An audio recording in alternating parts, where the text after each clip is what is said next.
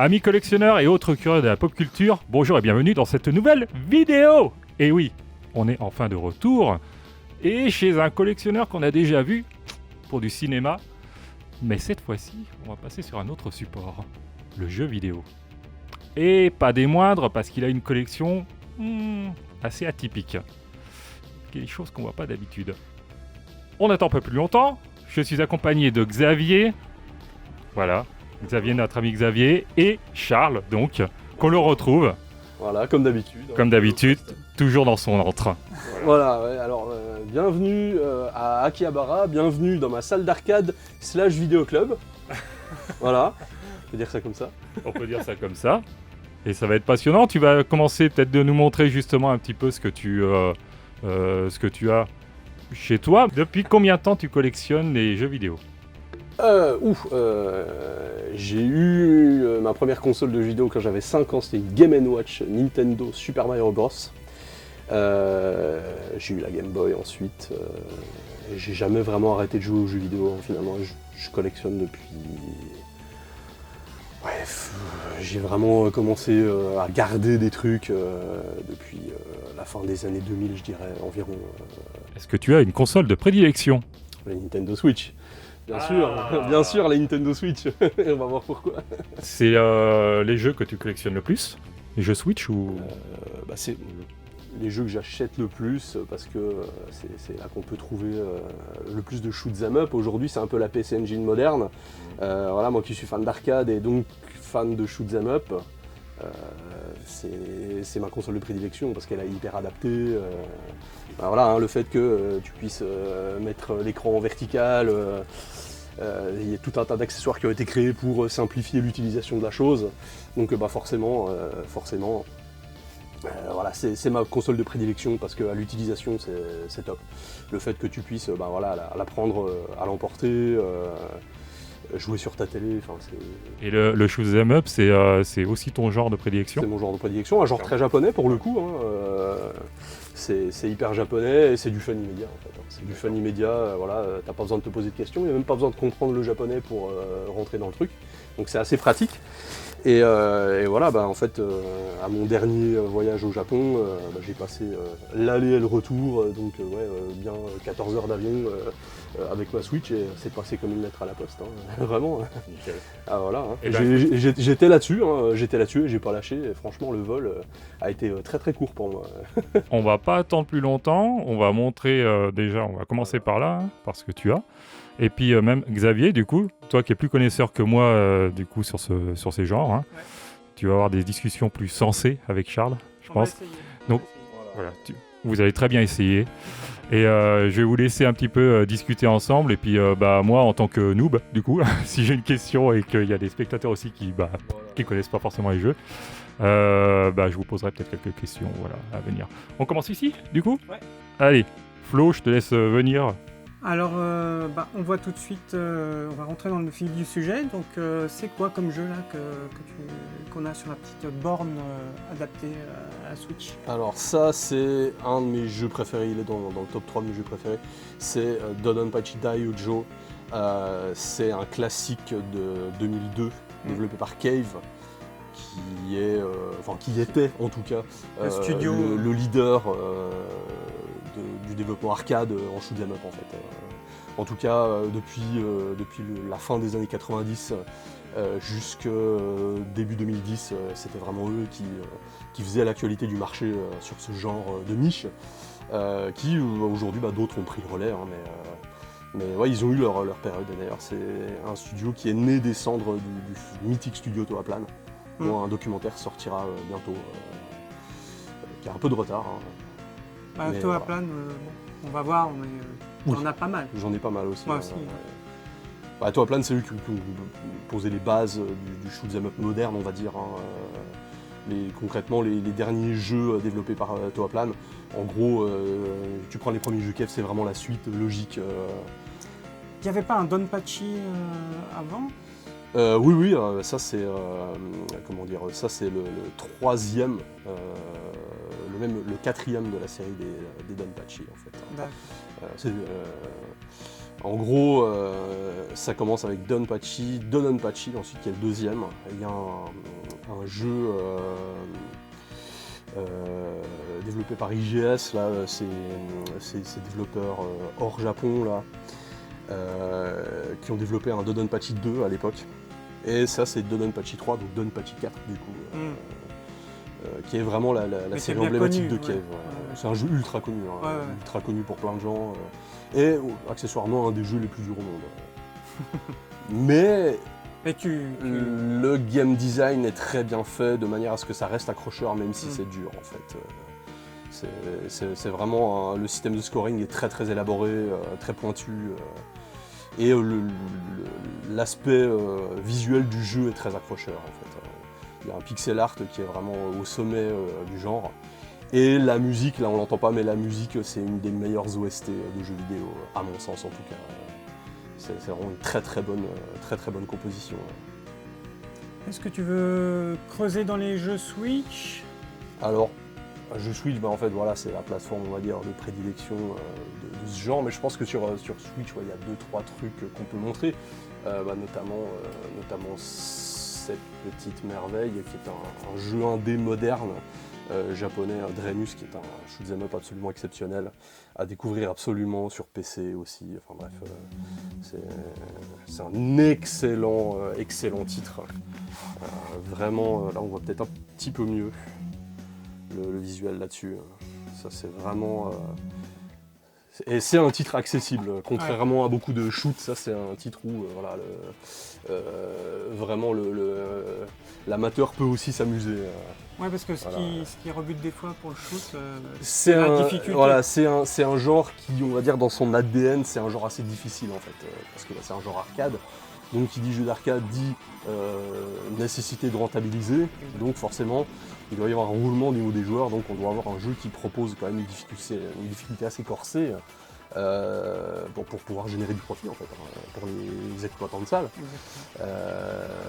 Et du coup, alors faut toujours trouver un bon équilibre en fait, mais l'avantage des shoots aujourd'hui, c'est que c'est plus vraiment des jeux qui passent par la salle arcade, c'est plus des trucs qui sont directement développés pour le marché consommateur. Donc du coup, c'est des jeux où ils peuvent se permettre d'avoir peut-être des difficultés un peu plus accessibles éventuellement. Même si ça reste un jeu quand même coton, mais c'est plus abordable quand même. Là, c'est vrai que si tu prends les derniers jeux Cave, on s'adresse vraiment au meilleur des meilleurs.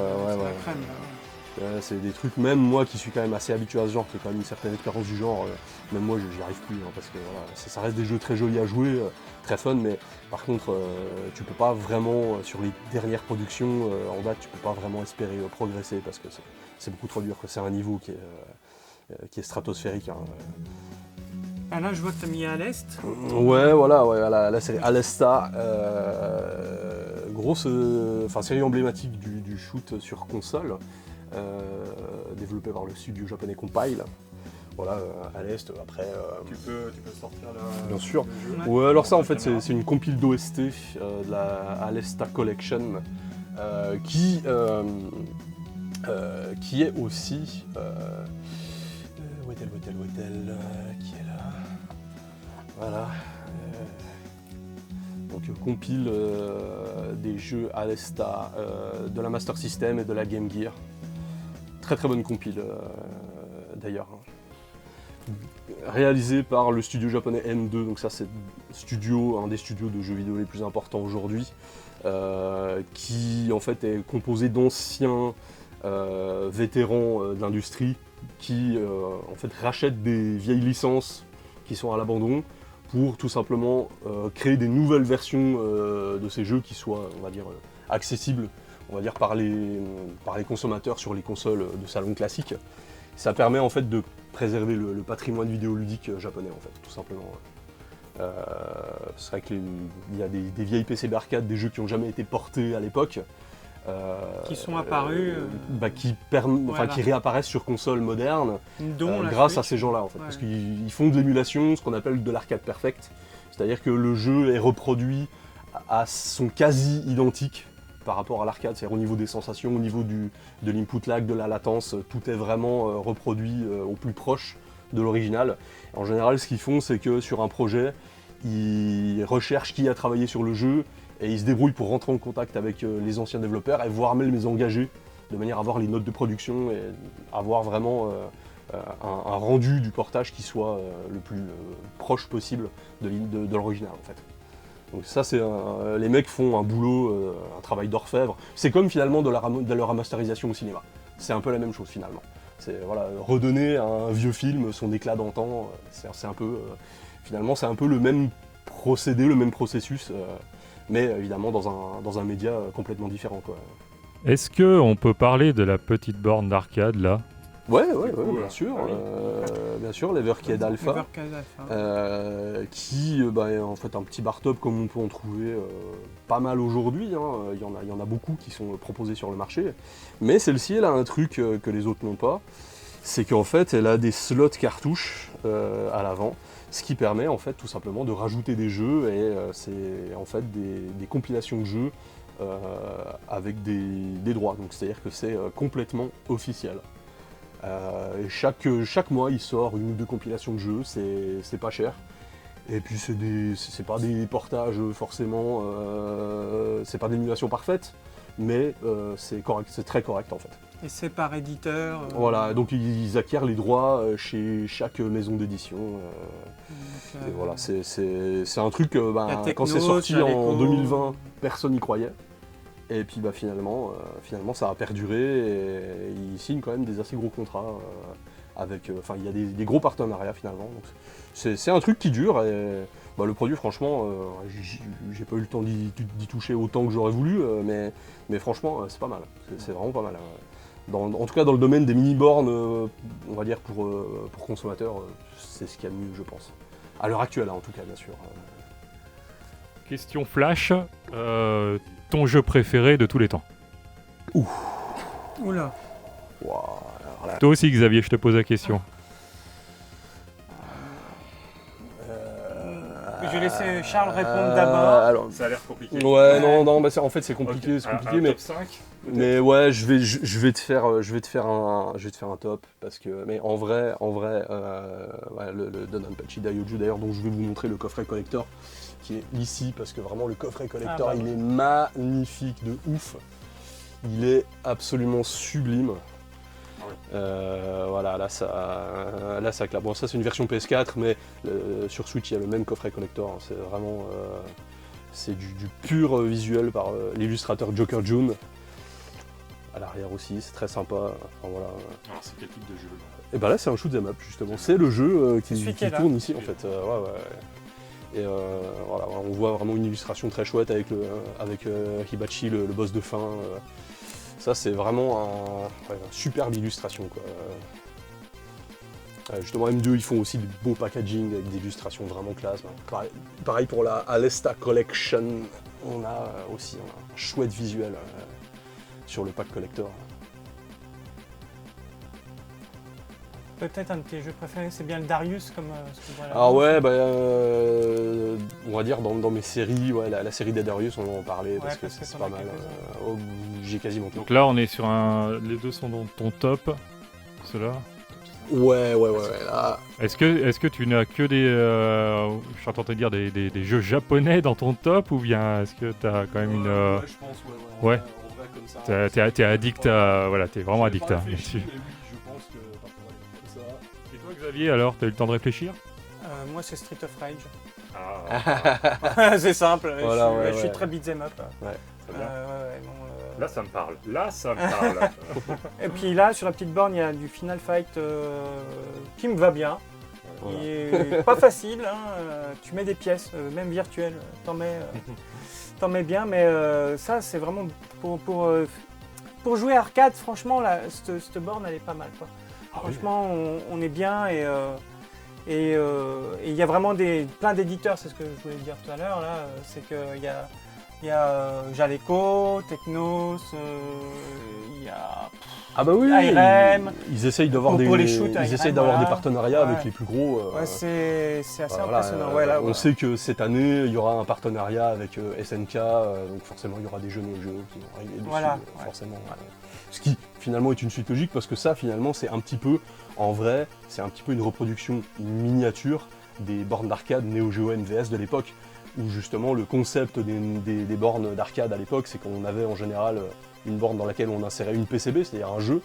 Une PCB d'ailleurs, pour ceux qui veulent éventuellement voir à quoi ça ressemble, je vais vous montrer ce que c'est avec ce magnifique Pulstar sur Neo Geo. Donc ça c'est pas un AES, c'est un MVS, hein, que j'ai un petit peu maquillé la boîte, mais mais voilà. Donc là, un des chefs-d'œuvre absolus de la Neo Geo. Et si vous voulez voir à quoi ça ressemblait, ça tombe bien parce que la cartouche elle est transparente. Donc voilà, là sur Neo Geo ils ont été assez intelligents parce que normalement une PCB c'est une plaquette assez longue qui contient tout ce qui est plus graphique, plus Et sonore qui est exposé. et qui est exposé. Et là où eux ils ont été intelligents, c'est qu'ils ont miniaturisé la cartouche en scindant la PCB en deux, c'est-à-dire qu'en fait on a deux étages de PCB, il y a un étage pour les graphismes et un étage pour le son, avec des petites puces pour les contrôles à côté. Et en fait, vu qu'on a deux étages, on a deux connecteurs. Ça permet un transfert des données beaucoup plus rapide. Et l'avantage aussi du MVS, ce qui veut dire multi-vidéo système, c'est qu'en fait dans les bornes on pouvait insérer plusieurs cartouches. Donc l'exploitant, il avait cet avantage, il y avait beaucoup moins de manutention à l'époque dans les salles d'arcade avec le système MVS. C'est-à-dire que dans une borne, il pouvait mettre jusqu'à 4 jeux si vous voulez. Parce que à l'époque, sur les anciens systèmes, enfin sur les systèmes en fait concurrents, fallait à chaque fois qu'il recevait un nouveau jeu, fallait changer la PCB. PCB à manipuler, c'est quand même assez fragile. Hein, C'est un gros morceau de c'est un silicium. gros morceau. Puis voilà, tu peux facilement péter un petit ROM, un petit condensateur. Voilà, ouais, donc ça permettait vraiment, c'était très apprécié des exploitants de salles d'arcade à l'époque, parce que voilà, le système permettait de stocker plusieurs jeux dans la borne. Et en fait, le joueur, il y avait un bouton qui permettait en fait de sélectionner le jeu. Donc tout simplement, les joueurs, il y avait un marquis, ce qu'on voit ici, hein, ce qui est lumineux là, en fait, le marquis Neo Geo, il y avait les 4 jeux qui étaient dans la borne, qui étaient illuminés, et le joueur savait, voilà, dans cette borne, il y a Metal Slug, il y a Fatal Fury, il y a, voilà. C'était très très bien fait, en fait. Et là, ils reprennent un petit peu ce principe avec cette borne. Et c'est ce qui m'a vendu avec le système en fait. Hein. Ouais, c'est vrai que c'est. Le fait de pouvoir sélectionner tes cartouches. C'est très bien d'ailleurs, on va parler un petit peu des salles d'arcade. Il faut. Voilà, il y a beaucoup, on fait un petit encart, hein, mais il y a beaucoup de vidéos qui ont popé il y a genre 2 ans pour dire oui, alors l'arcade au Japon, à la sortie du Covid c'est mort parce que le Japon a rouvert il y a 2 ans maintenant. Ouais, le Japon c'est foutu, les salles d'arcade il n'y en a plus, le Covid a tout tué, machin. Voilà, les salles d'arcade Sega ont toutes été rachetées. Alors j'ai été au Japon en début de cette année, c'est complètement faux. Les salles d'arcade Sega ont changé de nom, ça s'appelle Vigo, mais après quelques petites investigations sur internet, mais alors vraiment des petites investigations, on se rend vite compte que en fait, Vigo c'est une société écran de Sega, ça leur appartient. En fait je pense que c'est simplement un système d'évasion fiscale, on va savoir, on n'en sait rien. C'est moi qui... C'est des sous. Voilà. Oui, ils sont très habitués dans le milieu du jeu vidéo au Japon à créer des sociétés écrans.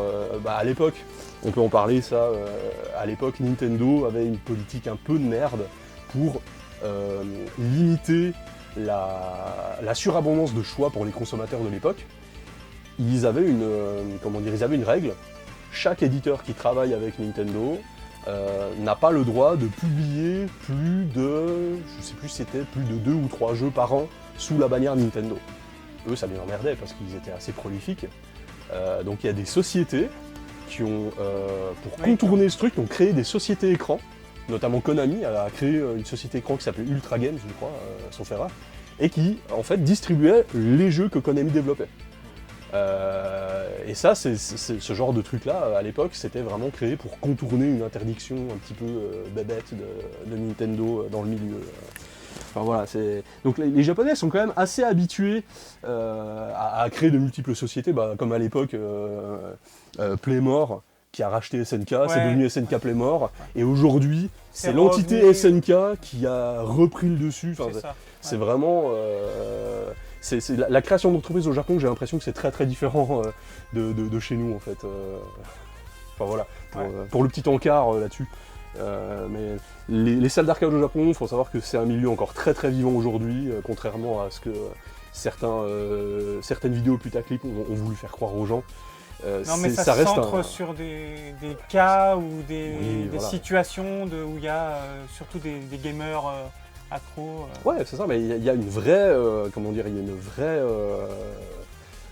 communauté de gamers là-bas qui se donnent rendez-vous dans les salles et tout, et ça joue énormément. Et dans les salles d'arcade au Japon, si vous allez dans la bonne salle, vous pouvez rencontrer des pros. Enfin voilà, c'est comme si vous allez dans un garage de voiture et vous rencontrez Michael Schumacher, quoi. En gros, c'est un peu ça. Voilà, tu peux rencontrer vraiment les meilleurs des meilleurs, et le mec il joue à côté de toi en fait. D'ailleurs, je vais en profiter pour faire un petit tremplin sur. Voilà, donc comme on disait, dans les salles d'arcade au Japon, tu peux faire des rencontres absolument inattendues et incroyables. Notamment lors de mon voyage, j'ai rencontré la championne internationale de ce jeu qui est très très connu, Battle Garaga, qui est considéré comme un des jeux les plus durs au monde tout simplement. On est aussi sur un shoot'em up. Ce jeu a été créé par le studio Rising, qui est à l'origine un des studios qui a émergé lors de la chute du fameux studio Toaplan. C'est vraiment ce studio qui a façonné le futur du shoot arcade au Japon. Tous les grands jeux qui ont suivi, ça vient de là en fait. Voilà, donc j'ai rencontré la fameuse Kamui. Voilà, dont on mettra la photo de cette chouette rencontre en médaillon lors de la vidéo. Voilà, qui m'a fait un chouette petit. Une dédicace. Ouais, une petite dédicace. Voilà. Un truc assez sympa. Voilà. Et d'ailleurs, au même endroit, le même jour, je crois, j'ai rencontré un des développeurs de ce jeu qui est actuellement en précommande en ce moment. C'est un jeu que j'ai pu essayer parce qu'il était en démo sur une borne. Donc c'est un nouveau jeu NES/Famicom. Un super shoot et pour le coup, jeu très accessible pour le profane. Parce que là, vraiment, c'est un jeu, n'importe qui est capable de le finir, même toi. Ça c'est vrai. discute. Ah non, c'est vrai. Peut-on passer à la Switch, du coup, ici? Voilà, donc on va enchaîner sur quelques belles jaquettes sur chaque support. Ce sera souvent des shoots, mais voilà, les jeux très typés japonais. Alors c'est pas un jeu japonais, c'est un jeu allemand, mais voilà, on a vraiment encore une fois une très très belle jaquette portage Switch issu d'un jeu Neo Geo récent. Ça c'est vraiment un truc jeu très très sympa. On a combien de jeux Switch là, tu sais? J'ai pas compté, mais je pense qu'on en a eu à peu près 100, a priori comme ça. Un autre jeu des développeurs allemands de NG Dev Team, Gunvein. Super shoot, très typé japonais aussi. Vraiment, vraiment sympa. Non, puis il faut dire que la classique. Switch, c'est quand même c'est un support pour. C'est un super support pour ça, parce qu'elle s'adapte justement. Karuga, un grand classique du shoot. Là, on parle vraiment de jeux quand même assez durs, assez peu, on va dire, accessibles pour le commun des mortels, on va dire, en termes de difficulté. Mais voilà, des chouettes productions quand même. Ça c'est très chouette aussi. Très belle. Très belle illustration de Joker June, encore une fois. Un jeu, le dernier jeu de Toaplan. Bon, c'est génial, j'adore ce visuel. Très Terminator. Ouais, c'est visuel très 80s encore. Voilà, ça c'est Et très très bon jeu aussi d'ailleurs. Très beau jeu Cave, magnifique. C'est des shooters aussi. C'est aussi des shoots, ouais. Bon, à savoir que Cave a développé quasiment que ça. C'était vraiment connu pour être les spécialistes du genre. Et ils devaient avoir des testeurs de folie. Ah bah ouais, ils engageaient en général les super players pour tester leur jeu, voir si vraiment les trucs étaient finissables. Mais voilà, ils savaient qu'ils s'adressaient à une élite de joueurs en fait. Qu'est-ce qu'on pourrait... Ouais, on peut montrer ça aussi vite fait, parce qu'il y a des superbes visuels là-dessus, vraiment. Ça, les collections M2, là, on a vraiment des visuels assez incroyables.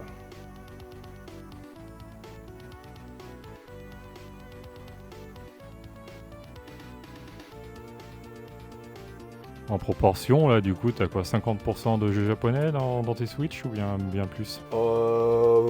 Plus, je pense. À mon avis, on est plus à 60-70%, je suppose, comme ça. Ça aussi. Magnifique cover. Ah ouais, le tigre derrière. Tu l'as sur ta bande d'arcade, je crois, celui-là. Celui-là, ouais, comment dire, Sur l'Evercade Alpha. sur l'Evercade, ouais, j'ai la cartouche avec ce jeu-là. Il y a une collection Toaplan qui est sortie sur cette machine, justement. Est-ce que t'as joué à tous ces jeux? Une bonne partie. Après, c'est vrai que je les découvre au fur et à mesure, en fait. Hein. C'est toujours un peu ça. Et en fonction, il y a des périodes où je préfère mater des films, des périodes où je préfère jouer aussi. Superbe. Voilà. Là, sur Evercade, si vous voulez une très belle compilation de shoot 'em up, c'est pas le bon. Voilà, il est là. Là, on a vraiment. Là, vous en avez pour 80 € et là, si vous aimez le genre du shoot 'em up, c'est des heures de plaisir. Donc ouais, ça c'est à mon avis ce qui a vendu l'Evercade pour beaucoup de gens, c'est cette série de compilations qui pour le coup était un peu inespérée. Hein. C'est ça, là-dessus il y a des jeux qui ont été inaccessibles, jamais portés sur console pendant des décennies, et là tout sort en même temps dans des collections et à pas cher en plus. Ça c'est un truc qu'on n'a pas relevé ce point. Les compilations Evercade sont vraiment accessibles à toutes les bourses.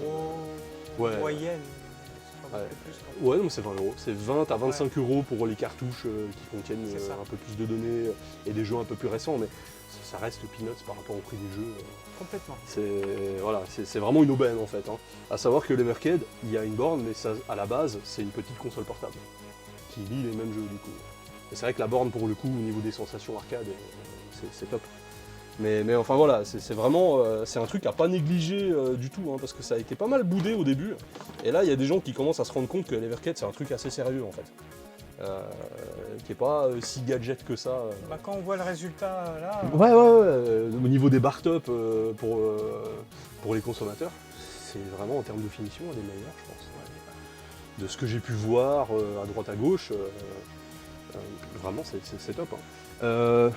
Est-ce qu'on passerait pas sur allez, la Mega Drive, lui il aime bien la Mega Drive. Là au-dessus, je voyais juste Turrican, là. Il y a un gros coffret, là.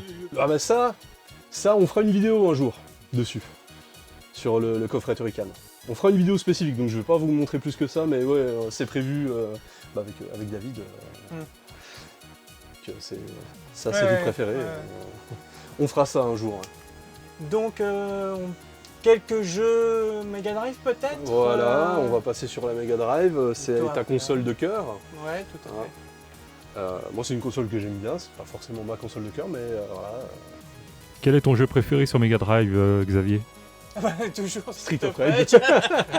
Ton deuxième jeu préféré sur Mega Drive? Oh là, ça c'est chaud ça. Non, on passe. Street of Rage. Ouais, 2. Voilà, et ben moi, mes jeux préférés sur Mega Drive, Street of Rage 2, Musha Alesta, et un autre que je vais vous montrer. Voilà, donc là, ça c'est la version japonaise, ça s'appelle Bare Knuckle, mais c'est bel et bien Street of Rage. covers d'anthologie. Ouais, les covers japonais sont ouf, vraiment. Et donc, un autre jeu Mega Drive que j'aime beaucoup, vous allez vous rendre compte que j'aime beaucoup, C'est Glaylands. voilà, parce que j'ai à peu près toutes les versions existantes, Ah ouais. voilà, Donc des rééditions. voilà. Ouais. voilà, ça c'est toutes les rééditions, tiens, je te laisse te montrer, et la version japonaise originale, celle qui aujourd'hui malheureusement vaut une blinde, mais quand je l'ai achetée elle valait pas une blinde, mais et donc les fameuses rééditions, la toute première réédition qui est sortie en 2018, si je raconte pas de conneries, celle-ci est sortie en 2022 ou 2021, je sais plus. Ouais, elle est avant là. Et celle-ci est sortie en 2023, C'est ça. la Glaylancer. Ça c'est la première fois qu'on a le jeu disponible hors Japon sur console Mega Drive. Depuis, il y a une compilation qui est sortie sur Switch et autres consoles. Mais ça c'est un super jeu, vraiment, avec une belle mise en scène. Et un jeu mine de rien quand même plutôt accessible. C'est pas un jeu non plus trop dur. Vraiment super sympa, super ambiance. Voilà. Puis avec des covers, je voulais tous les montrer parce que les covers sont vraiment magnifiques. D'ailleurs, il y en a un autre.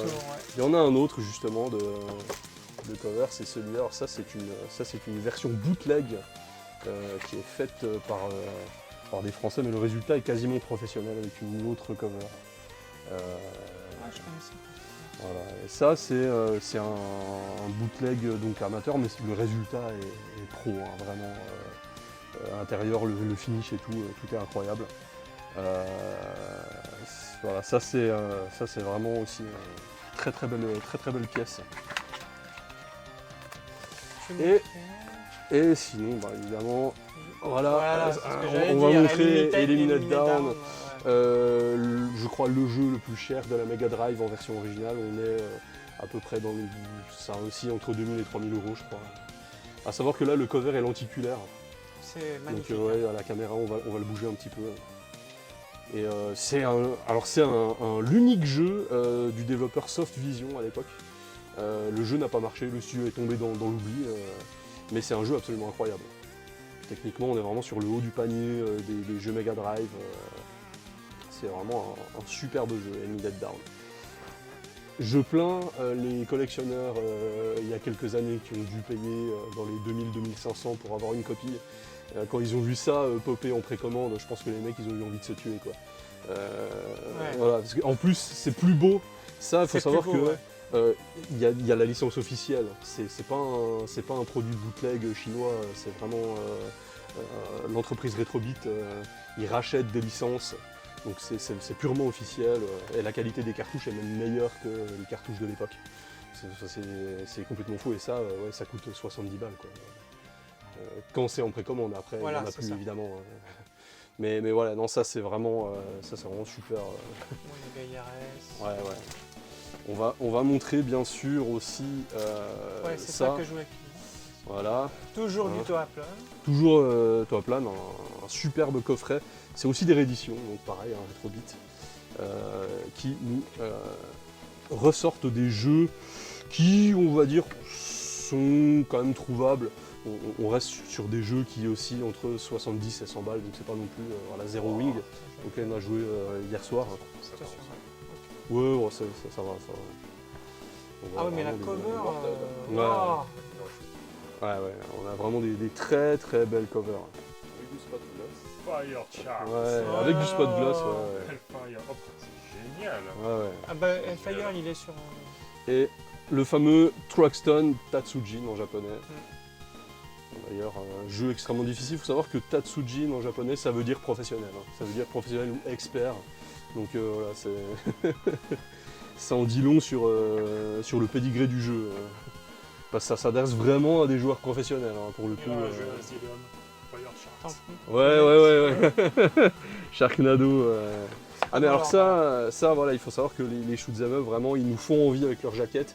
Et la production musicale en général, elle est là pour t'accrocher aussi, pour te donner envie de jouer, quoi. Ouais, ça donne du rythme, c'est très rapide. Donc par exemple, Voilà. certains de ces jeux, je les ai aussi en version originale. Alors ça, c'est par exemple donc Truxton et Hellfire, c'est les versions japonaises normales, donc avec des jaquettes un petit peu différentes. Voilà, mais ça reste trouvable. C'est des jeux, on peut se les payer, c'est pas non plus des prix. Voilà. Un autre très très beau cover, un jeu complètement méprisé. Tout le monde prend ce jeu pour un étron absolu, alors que c'est un petit jeu correct, sans prétention, mais avec une jaquette de fou furieux. Curse. Voilà, avec, là, on est en plein dans la biomécanique, à la Giger, fait par une petite société qui s'appelle Micronet, qui aujourd'hui développe des moteurs graphiques. Ils ont fait 2-3 jeux qui sortent un peu des sentiers battus avec des visuels bien chouettes, bien sanguinolents. Enfin, moi j'aime bien en tout cas. Je trouve le jeu vraiment très sympa. Même si voilà, on est loin des gros shoot'em up de la Mega Drive, mais ça reste un jeu tout à fait sympathique à jouer. Qu'est-ce qu'on a d'autre? T'as du Master System là derrière. Ouais, il y a un petit peu de Master System. Ouais. Qu'est-ce qu'on peut montrer d'autre? Ouais, ça c'est sympa, le Darius 2, c'est avec une belle cover également. La série Darius, je vais vous en montrer pas mal des covers parce que les covers font très Flying Jacket de films de SF en fait. Ouais.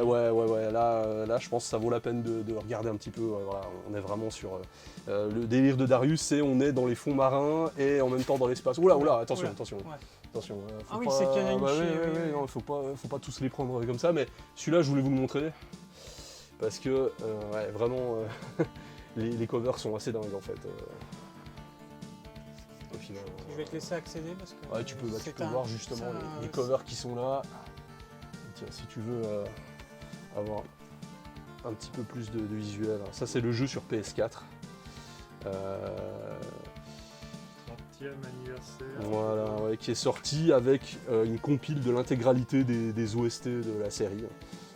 Compile que j'ai également séparé dans une édition un petit peu plus vieille. Ouais, là, des versions de Darius. Ah ouais. Ah bah ça c'est un peu une de mes séries de cœur parce que voilà On n'aurait pas pu savoir. Hein. On est dans l'espace, on est dans les fonds marins et les boss c'est des poissons mécaniques. Donc c'est très original et la musique elle est barrée. Hein. On a vraiment une musique qui est complètement planante. Ah, c'est vraiment des jeux super sympas. À savoir un jeu à rallonge avec un mode campagne où tu as genre plus de 200 missions à faire. 200 missions? Ouais, le jeu, c'est vraiment... Ah ouais, vraiment le jeu est à rallonge, quoi. Il y a un contenu de malade mental. Ah bah voilà. Hop. Ah ouais, le Darius Burst Chronicle Saviors, c'est vraiment... c'est un jeu généreux. On va dire ça comme ça. Et tu les as commandés où? Alors ça, je les ai commandés au Japon, en fait. C'est des éditions japonaises, ça aussi. Sauf celui-là, qui a été commandé chez Strictly. Je te laisse finir ça. Bien sûr. Je vais vous montrer celui-ci aussi. Là, c'est belle cover également. Chez Strictly Limited en Allemagne, qui est à mon avis actuellement le meilleur éditeur façon Limited Run. Parce que eux, ils font vraiment des produits très quali. Si tu veux un peu le visuel. Ils font vraiment des produits très quali à des prix qui restent corrects. Même si les délais de production sont parfois un peu longs, en général, ils ont plutôt tendance à sortir des produits qui sont meilleurs à l'arrivée que ce qui était prévu sur les prototypes, plutôt que Limited Run qui fait du downgrading au passage. Voilà, eux, franchement, pour le coup, ça reste vraiment des coffrets de super bonne qualité. Les coffrets sont aimantés en plus. C'est vraiment très chouette. Et là, ce qui est pas mal, c'est que c'est fourni en fait dans une reproduction des boîtes de PCB de l'époque. C'est-à-dire que les PCB au Japon, elles étaient fournies aux exploitants de salles d'arcade dans des boîtes en carton comme ça. Et en général, c'était très minimaliste, hein, donc c'était pas destiné à des consommateurs. Mais voilà, les PCB en full kit, ce qu'on appelle un full kit sur les PCB, c'est le mec qui a la PCB, également le marquis, tout le mode d'emploi et la boîte. Ça se présente comme ça en fait. Donc c'est des trucs... Là évidemment c'est de la reproduction, hein, c'est pour faire genre, mais voilà, c'est le souci du détail on va dire au niveau de l'édition. est-ce qu'on passe On passe à la Super Nintendo, Ah, Super Famicom? Ouais, Super Famicom. Donc on arrive tranquillement sur de la Super NES, Super Famicom. Voilà, ouais, le système de jeu de mon enfance, en tout cas la Super NES. Je me suis débarrassé de tout à l'époque, hein, parce que quand tu voulais te racheter des jeux, il fallait bien vendre ce que tu avais. Quand tu n'avais pas tant que ça d'argent de poche, tu faisais comme tu pouvais. Mais du coup, je me suis racheté certains trucs, et même des trucs que j'aurais voulu à l'époque et que j'ai pas pu avoir, je me les suis racheté, notamment un des chefs-d'œuvre un peu imparfait de la Super Nintendo, Super Famicom, Demon's Blazon, alias Demon's Crest, qui est le 3e épisode de la série des Gargoyle's Quest, Makamura Gaiden au Japon, qui est une petite merveille de jeu, mais imparfait parce qu'il n'y a pas de pile de sauvegarde. Enfin bref, voilà, c'est pas un shoot pour le coup. C'est pas un shoot, non, c'est pas un shoot. C'est Faut le vraiment. dire, vu qu'on en a vu Il y a plusieurs. mécaniques enfin, c'est de l'action plateforme RPG en fait, avec des petites mécaniques de RPG, mais vraiment, on a une map à explorer, comme dans un FF en fait, avec différents points. Et dès qu'on arrive sur un niveau, c'est un jeu de plateforme en fait. Mais c'est ultra gothique avec une très belle bande son. C'est vraiment un des grands chefs-d'œuvre à mon avis de la Super, qui arrive vers la fin de vie de la Super NES. Malheureusement, jeu trop court, pas de pile de sauvegarde, c'est un petit peu des erreurs d'époque. Un autre jeu, alors celui-là est très très méconnu, qui s'appelle Majou, qui signifie King of Demons. Alors là on est très sur un jeu ambiance Urotsuki Doji, pour ceux qui connaissent. On est sur un superbe jeu d'action plateforme, c'est un héros à la Berserk, et vraiment le jeu est dark et tout. C'est un jeu qui a jamais été comment dire, exporté hors du Japon. Ça c'est vraiment un jeu incroyable, avec des mécaniques en avance sur son époque en plus, vraiment. C'est un jeu pareil qui aujourd'hui, si tu le trouves en version originale, ça te coûte un SMIC, quoi. Et ça en fait c'est une réédition du groupe japonais Columbus Circle. Donc ça c'est un truc officiel qui est ressorti en 2018 sauf erreur. Et quand c'est ressorti, j'ai plongé dessus. C'est un super jeu, vraiment super jeu, super musique, très très belle ambiance. Un jeu très adulte pour un jeu Super Nintendo. En général c'est des thèmes plutôt light, mais là on est vraiment sur deux jeux qui abordent des thèmes plus sombres en fait. Ce qui est un peu inhabituel justement pour des jeux sur la Super NES. On a évidemment voilà, quelques très beaux shoots, tiens encore du Darius, avec une très belle jaquette encore une fois. C'était à voir, voilà. Ok, ah oui, Voilà. c'est du dessus. D'accord. Alors le jeu en soi, celui-là il est pas ouf, mais par contre très belle jaquette. Voilà. En Super Famicom, il y a. Ouais, il y a beaucoup de belles jaquettes. Franchement, Celle-ci aussi. Là encore une fois, on est sur. Ça fait très jaquette à la Godzilla, je trouve. Il y a un petit côté Godzilla. J'aime bien. Ouais, très très bon jeu celui-là. Alors, on va montrer celui-là aussi. Le Gradius 3. Magnifique jaquette Gradius 3. Très Godzilla aussi. c'est vrai que c'est.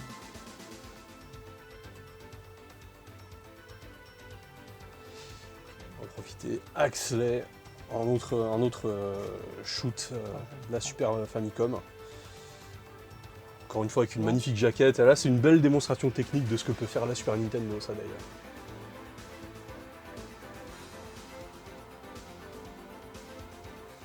Je pense que le Super Famicom on a montré à peu près ce qui était le plus intéressant.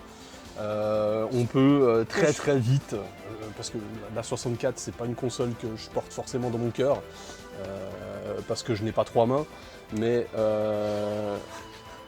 on va quand même montrer ça, vraiment le bijou absolu de la N64, Sin and Punishment. C'est un jeu absolument prodigieux sur le système, qui explose complètement les limites techniques de la 64 d'ailleurs.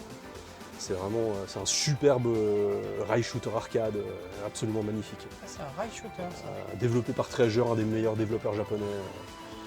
C'est vraiment un très très bon gameplay. Ouais, il est superbe ce jeu, vraiment. Ah, voilà. Hop. Tu peux me montrer ceci? Voilà, ouais, c'est une petite curiosité que j'ai trouvée Ouais. lors de mon dernier voyage au Japon dans un cache. En fait, il était dans une vitrine de jeux Famicom. Je pensais que c'était un jeu Famicom d'ailleurs, parce que c'est le même format de boîte, hein, si tu Ouais, regardes, ouais, regarde, ouais. le format des boîtes de jeux Ah, Famicom, moi, la je m'y plupart, suis, j'ai c'est ça. confondu. Donc, Hein. ouais, il y a plusieurs formats d'ailleurs sur les jeux Famicom, c'est intéressant. Ça, c'est les jeux Namco. Tu vois, Galaga, regarde, format différent encore, Ouais, je l'ai pas le même format de boîte. Et Namco, après coup, ils ont fait des jeux à ce format-là. Ah oui, Une boîte plastique. d'accord. C'est une des seules machines où il y a eu plusieurs formats de boîte dans un seul pays en fait. Namco Ça, avec un T. ouais, Namcot, c'était les. En fait, Namco c'était les jeux arcade et Namcot c'était les productions pour les consoles de salon. Ils appelaient ça. Ils avaient vraiment, séparé les deux à l'époque. Ouais. Le T, c'est pas une erreur.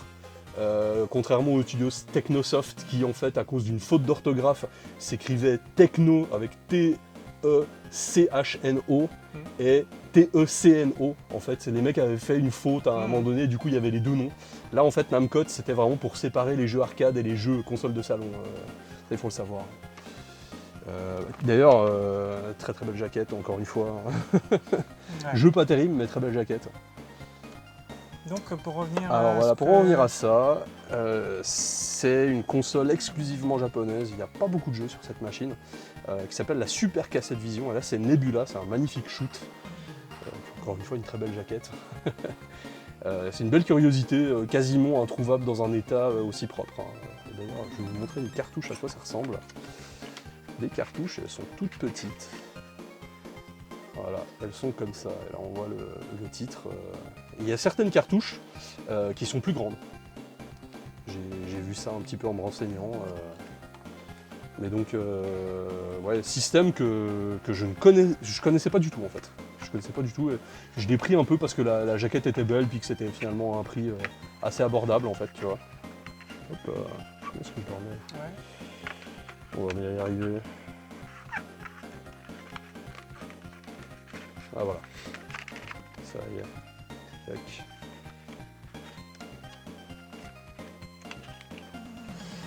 Et dans les jeux NES Famicom, on va vous Turrican. montrer ça bien sûr, Super Turrican, très belle jaquette. Un jeu exclusif en version PAL d'ailleurs, hein, qui n'est jamais sorti ailleurs. Voilà, Turrican, on en parlera dans une vidéo un jour. Très bon jeu allemand. Voilà. Très Et sympa.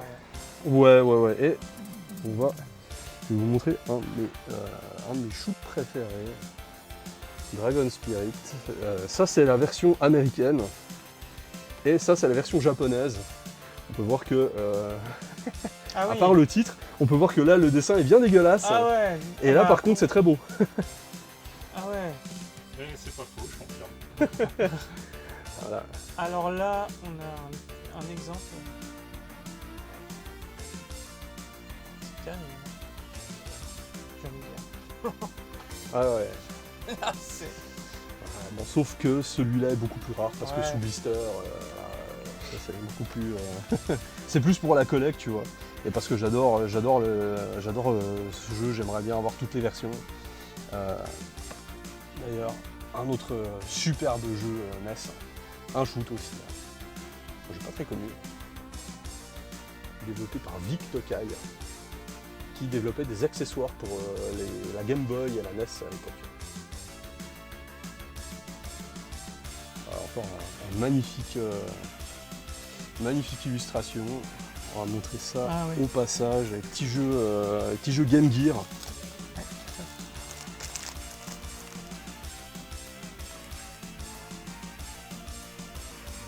Là, encore un jeu de la série Alesta. Très bonne série de shoots. Et ça c'est la Game Gear Micro édition limitée où il n'y a que des shoots dedans. Une fois, joli petit gadget. Ouais, tiens.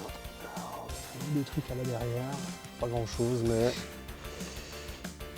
le Darius Game Boy Advance, une belle jaquette.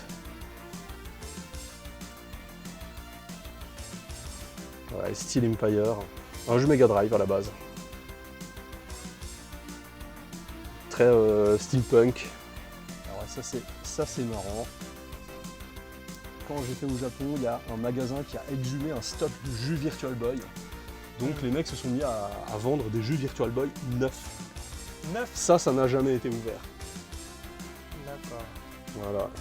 Donc, c'est des shoot'em up sur Virtual Boy. Donc la fameuse console en relief de Nintendo où tu regardes dans des jumelles et les graphismes du jeu sont rouges. Voilà.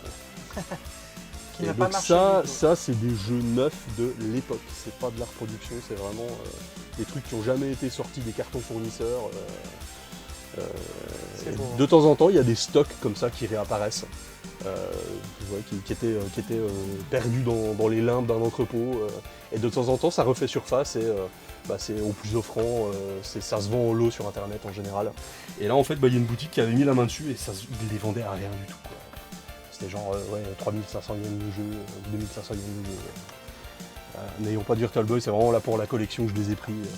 Parce que c'est une jolie curiosité en fait. Vraiment, le truc, il n'a pas du tout subi les affres du temps, quoi. Le truc, il est neuf. Enfin, voilà, quoi. Des jeux Dreamcast. Voilà, des jeux Dreamcast, ouais. On va vite faire la Dreamcast parce Ouais. qu'il n'y a pas grand chose à montrer. J'en ai pas énormément, mais très beau collector Dreamcast, c'était pas courant du tout. Un jeu indépendant allemand, Sturmwind. Très très belle édition avec Voilà. une mini reproduction du vaisseau en impression 3D. Le jeu. Alors attends, tiens, est-ce que tu arrives à me tenir Ouais. ça? Je vais.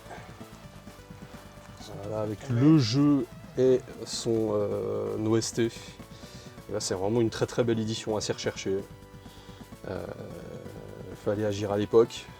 D'ailleurs, ce jeu-là est ressorti sur Switch, Stormwind.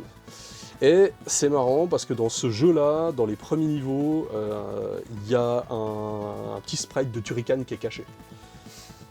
Jeu allemand, Ouais. voilà. Petit clin d'œil. Ouais, les Allemands qui se font leur propre clin d'œil. C'est assez rigolo. Hein.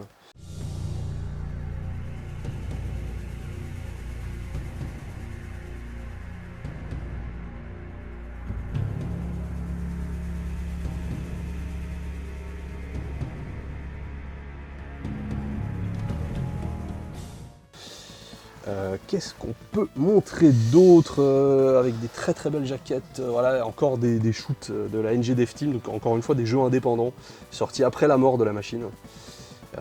Très très belle jaquette pour ce Last Hope qui est un clone du jeu japonais R-Type. Vraiment magnifique avec une belle arrière jaquette aussi. Et un jeu dont il fallait absolument parler, Gunlord. Excellent, j'adore la jaquette. Ouais, la jaquette est magnifique. Et on va les sortir parce qu'il y a des jaquettes, en fait, c'est une édition collector avec l'édition normale et l'édition limitée, avec des jaquettes différentes. Et c'est un grand hommage à la série des Turrican. Donc Europlatformer, exploration, musique absolument incroyable, graphisme complètement fou. Voilà, à la base un jeu Neo Geo et qui a été porté sur Dreamcast et plus récemment sur Switch. Voilà, ça c'est vraiment un jeu à connaître absolument. Là on est vraiment dans du pur pixel art, c'est vraiment des jeux trop beaux. Ouais, là. Des jeux bien durs, je suppose. Pas tant que ça celui-là, en Ouais, vérité. ouais. En vérité il est faisable. Il y a de l'exploration. Ouais, tiens, ça aussi. Superbe jeu allemand également, hein. Très très bon ça.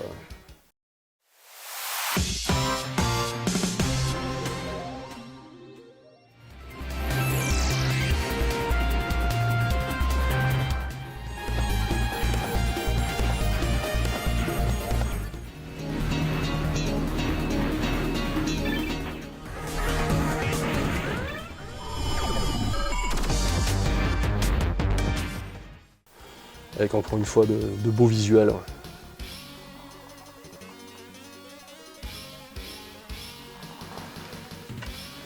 ça, voilà, c'est un jeu que beaucoup de gens connaissent, mais Bah oui. très sympa. Plus dur. Ouais, difficulté complètement pétée. Hein, C'est pas pour dire, mais ouais. on a essayé. Hein. Ouais. Ouais, je suis allé au bout, mais quand tu vas au bout, t'as une mauvaise surprise. Voilà. Oui, tu m'as raconté. Voilà, des jeux peu courants sur Dreamcast, surtout celui-là, qui cote pas mal. Très très bon jeu Cannon Spike. Des héros de Capcom. Ouais, c'est un shoot avec des héros, notamment de Street Fighter et d'autres Ouais. jeux Capcom. Ouais, c'est assez particulier comme concept. Un jeu non développé par Capcom, mais développé par Saikyo, qui était en très très bonne relation avec Capcom à l'époque. Et Saikyo, autre spécialiste des shoot'em up. Et qu'est-ce qu'on peut montrer aussi? Un petit Giga Wing aussi exceptionnel shoot'em up, avec des mécaniques de gameplay vraiment très sympas. Voilà. Je pense que pour la Dreamcast, on va vite faire le tour. Je vais vite montrer, vu qu'on est sur derrière la Dreamcast, il y a des jeux PSP à regarder. Magnifique jaquette de la Salamander Collection. Encore des shoots de Konami, magnifique visuel. En parlant de... c'est ça?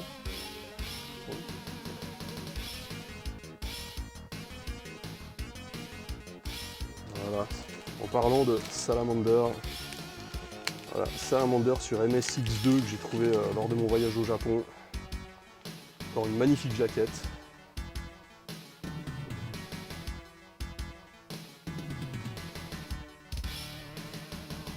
Ah,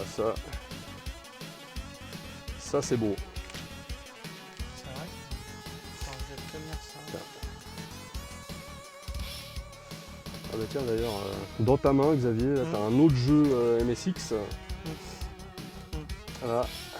Ça, Penguin Adventure, le tout premier jeu développé par Hideo Kojima. Voilà. Penguin Adventure. Très bon jeu d'ailleurs. Hein. On aime le titre. On aime le le visuel aussi. Ouais, non, le visuel est sympa. Ouais. Le visuel est sympa. Mais voilà, premier jeu sur lequel a bossé Kojima. Mais qu'est-ce que c'est que ça? Un jeu de mahjong? Qu'est-ce que ça peut être? Ah, tu sais pas? Non, je ne sais pas. Ah, je viens de le dire. Alors ça, c'est un des jeux les plus rares et les plus cotés de la Saturn. Jinrei Zusatsushi Taromaru, qui est en fait un super jeu de plateforme action. C'est un ninja game en fait. Avec un gameplay vachement particulier à base de lock sur les ennemis. En fait, tu leur envoies des sorts et le jeu est absolument magnifique. C'est un jeu en 2,5D. Bah, remonte derrière. On voit pas très bien les visuels derrière, hein, Ouais. parce que les images d'époque, bon voilà. Ouais. Mais en fait c'est un jeu qui est vraiment cool, quoi, vraiment super cool. Et ça c'est un jeu qui a été produit à très peu d'exemplaires sur Saturn. Je crois qu'il y a genre 10 000 exemplaires, un truc comme ça. Et c'est vraiment pas beaucoup. Hein. Time Warner Interactive, donc vraiment développeur pas du tout connu. Puis voilà, la jaquette. Contrairement à la plupart des jeux d'époque qui avaient une jaquette vendeuse, pas du tout en fait. Mais ouais, ça c'est un jeu qui est hyper recherché aujourd'hui. Vraiment, c'est assez marrant en fait. C'est un contre-exemple monstrueux en fait. Et voilà, hein, Batsugun, excellent jeu de toit plane, très bon portage sur Saturn. Encore un superbe shoot. Alors ça, à savoir que ce n'est pas un shoot. Voilà, Faut le dire, faut le dire, Ouais. parce que je montre que des shoots, mais j'ai pas que ça hein, dans ma collection. C'est juste que, en général, les shoots, il y a souvent des très belles jaquettes. Donc c'est pour ça que on va vite faire un petit peu. Sur On Saturn. parlait des Dodonpachi et Donpachi, voilà. Ah oui, voilà, ouais, d'accord. Ah, les deux premiers jeux Cave, premier gros succès du studio Cave. Édité par Atlus, le fameux Atlus, voilà.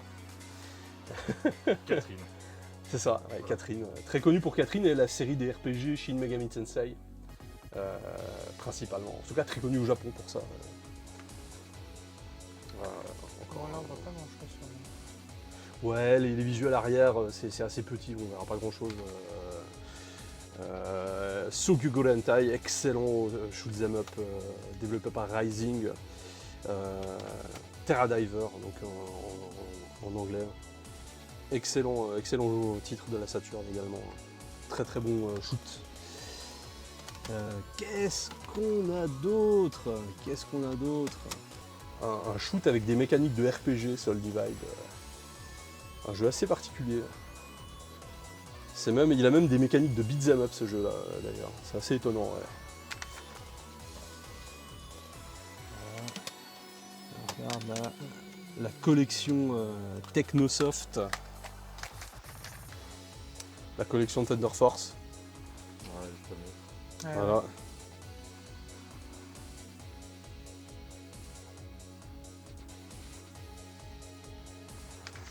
Voilà Pour la Saturn. voilà, pour montrer que ceux-là. Ouais.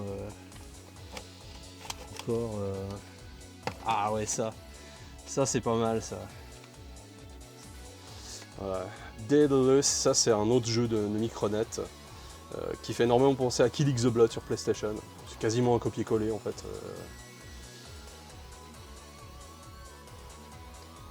Et C'est quoi Necronomicon? Necronomicon, c'est Digital Pinball Necronomicon, c'est un jeu de flipper. Non. Avec une bande-son. De l'enfer. Une bande-son faite par John Petrucci, qui est du groupe Dream Theater, voilà, exactement. Ah ouais. Ouais, la bande-son elle déchire. C'est un super jeu de flipper, ça d'ailleurs. C'est eux qui ont développé le Akira. C'est eux qui ont développé le Akira Psycho Ball sur PS2 d'ailleurs. Le jeu de flipper Akira, c'est eux qui ont développé ça. Ah ouais. Ah oui, je vois. Ouais, voilà. Très bon jeu de flipper Akira Psycho Ball d'ailleurs. Voilà pour. Est-ce qu'il y aura encore. Ouais, peut-être encore un ou deux titres. Ah bah oui, ça. Hein. Vu qu'on est français, faut. Ah oui, voilà. Ça. Excellent shoot. On incarne un sous-marin. Un jeu développé par IREM, les futurs développeurs de Metal Slug. D'ailleurs, c'est un jeu qui esthétiquement ressemble énormément à Metal Slug. Sur le plan d'esthétique, très très bon jeu ça. Kaitai Daisensu in the Hunt en anglais. Très très bon ça. Et justement, on va. Voilà, vu qu'on est français, on va parler de Panzer Dragoon. Parce que l'illustrateur, c'est notre Moebius national. Voilà, Jean Giraud, c'est lui qui a fait les visuels de la série Panzer Dragoon. Un rail shooter où on est à dos de dragons avec des visuels vachement baroques et tout. Ça, c'est une super série qui a fait les heures de gloire de la Saturn. Les très courtes heures de gloire de la Saturn. Très court, oui. Voilà.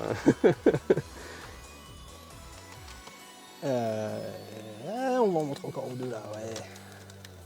Là on a 2-3 trucs sympas encore là. Voilà, quelques très bons jeux de Technosoft, Hyper Duel.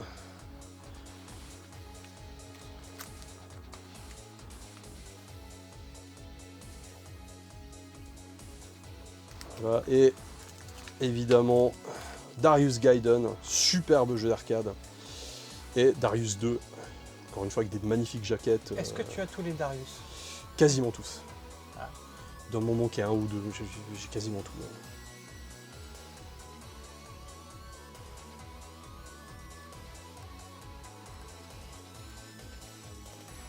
Voilà. À savoir que le prix de 29 €, ça c'est très vieux. Hein.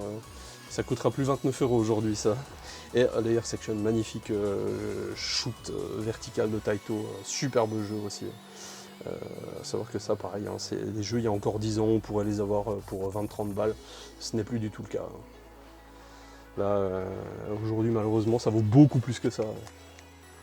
Voilà. Ça, on a fait un petit tour d'horizon. Il y a pas mal de jolies choses sur Saturn. Un jeu Sharp X68000, donc un micro-ordinateur japonais, toujours Dragon Spirit. Donc là on est sur les jeux PC. Ouais, en fait ça c'est un micro-ordinateur japonais, un peu comme le MSX, les jeux MSX qu'on a montrés tout à l'heure, qui était en fait la plateforme de développement pour les jeux d'arcade à l'époque. En tout cas les jeux d'arcade fin des années 80, début 90, ils étaient développés avec ces PC là. C'était vraiment des micro-ordinateurs très puissants pour l'époque. À savoir que c'est des trucs pour se les payer aujourd'hui. Qu'est-ce qu'on pourrait montrer d'autre? Ouais, bah, il y a des jeux Xbox 360 où on a pas mal de trucs bien sympas. Voilà. Tout dernier jeu de Cave, donc vraiment le chant du cygne de Cave, Dodonpachi Saidaiju, très très grand jeu qui est encore joué aujourd'hui en arcade d'ailleurs. Il sort encore aujourd'hui des versions de ce jeu-là sur les nouveaux systèmes arcade, Exa Arcadia. Vraiment jeu exceptionnel. Très bon jeu aussi, Ketsui. Sur Xbox 360 avec voilà. Tiens, hop là. Hop. Voilà. On va remettre ça. Voilà. Excellent. Là on a plusieurs très beaux coffrets. Ça c'est tout des shoots. Avec vraiment des belles covers.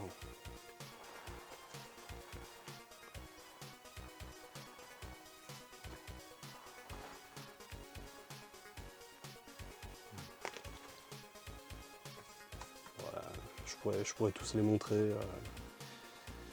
Tellement les visuels sont chouettes et pas courants. Enfin, c'est atypique en fait. Là, on est de nouveau sur Dodonpachi Saidaiju, mais la version Xbox 360, avec un visuel très différent. J'aime beaucoup d'ailleurs ce visuel-là.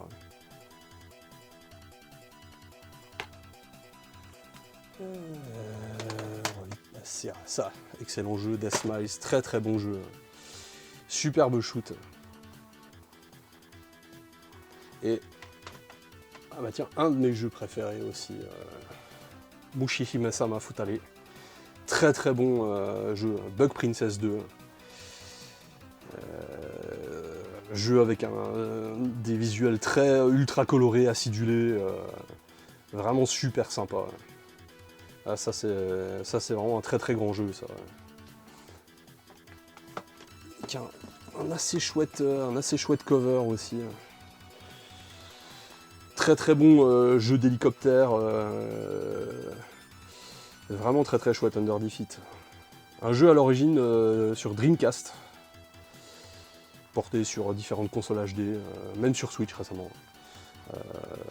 Vraiment un jeu qui sort de l'ordinaire celui-là.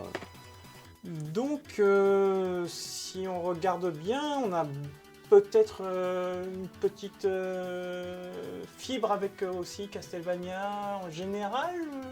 Ça se pourrait. Ça change du shoot. Là. Voilà, ouais, non, mais j'aime pas que les shoot'em up. D'autres jeux avec de très belles jaquettes en général, c'est les Castlevania. On a vraiment des visuels assez recherchés, assez racés, quoi. Il n'y a pas tout, mais il y a une bonne partie. Il y a une bonne partie de ce qui existe, ouais. C'est vraiment une série que j'aime beaucoup. Très très bon game design pour l'époque, ça fonctionne super bien. Et puis voilà, c'est l'ambiance film d'horreur, quoi. L'ambiance film d'horreur classique. Et il y en a spécifiquement, si vous en parlez plus. Ah oui, ben. On a par exemple celui-là, le Castlevania Order of Ecclesia, le dernier vrai Castlevania de la série. Superbe jeu, vraiment. Là, on a vraiment un produit super abouti, avec plein de secrets. Superbe musique, vraiment. Plusieurs fins possibles. C'est un jeu, il y a du contenu, il y a vraiment de quoi faire, quoi. Vraiment magnifique. Ça c'est pareil, Castlevania c'est une série, il y a vraiment une identité visuelle très forte et des musiques iconiques qui sont cultes aujourd'hui, vraiment. Même Perturbator a fait des remixes de musique de Castlevania pour dire.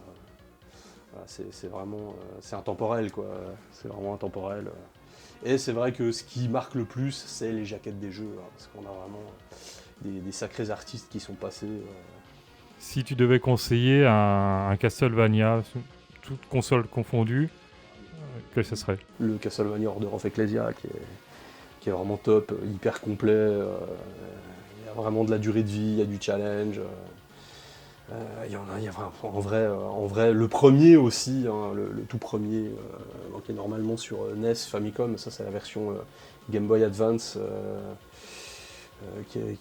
c'est un super jeu hein, encore aujourd'hui, jeu très très dur, un peu injuste au niveau de la difficulté, mais une super ambiance, puis un très beau game design pour l'époque. Hein. C'était d'ailleurs un des premiers jeux où quand tu finissais un niveau, il y avait un deuxième niveau qui commençait, parce que la plupart des jeux en général, c'était le même niveau qui bouclait et qui devenait de plus en plus dur. Hein. Donc ça a apporté vraiment une espèce de continuité, et les décors racontent une histoire, enfin voilà, c'est vraiment quelque chose. Ouais, si je pourrais en conseiller, hein, bon, ce serait celui-là, quoi. Et là, t'as le full set Non, pas tout, non, il m'en manque. Il y en a que j'ai pas trouvé, il y en a, voilà, parce que c'est simplement des trucs assez chers. Exemple Exemple, hein, j'avais le Castlevania Symphony of the Night que j'ai filé à un pote. Voilà, ça c'est un jeu aujourd'hui, ça vaut une putain de blinde, hein, mais bon après, encore une fois, hein, je regrette pas, il n'y a pas de souci. Hein, Quel est celui qui a le plus de valeur commerciale là, dans ce que t'as ? Dans ce que j'ai, c'est le Castlevania 2 sous blister officiel en Nintendo Black Label, donc c'est les premiers tirages du jeu à l'époque, c'est encore scellé d'usine. Voilà. On est à plus d'un SMIC en tout cas, hein. Avec des très très belles jaquettes. Ouais, ça c'est vraiment des superbes jeux, ouais, c'est une belle ambiance gothique. Voilà, les boss, c'est des monstres des films d'horreur de la Universal, la momie, le loup-garou, le vampire. Enfin, c'est vraiment, c'est très très chouette. Squelettes, zombies, gorgones. Enfin voilà, c'est. Il y a une boîte là au-dessus, Castlevania. Voilà, ouais, ça c'est la compilation des deux Dracula X, donc Rondo of Blood et Symphony of the Night, qui est compilé sur PS4. Ça c'est un des coffrets collector de Limited Run. Joli coffret. Ah ouais. Ah, il a un style. Ah bah ouais, l'illustration de Hayami Kojima, c'est des tableaux les trucs. Hein. Là c'est limite une fresque quoi. C'est vraiment très chouette. Et ce coffret à droite. Bah ça c'est une compilation d'OST, il y a quasiment toute la série en bande son. Bon, j'ai quelques vinyles aussi. Voilà, une très belle illustration, le Castlevania Chronicle, magnifique.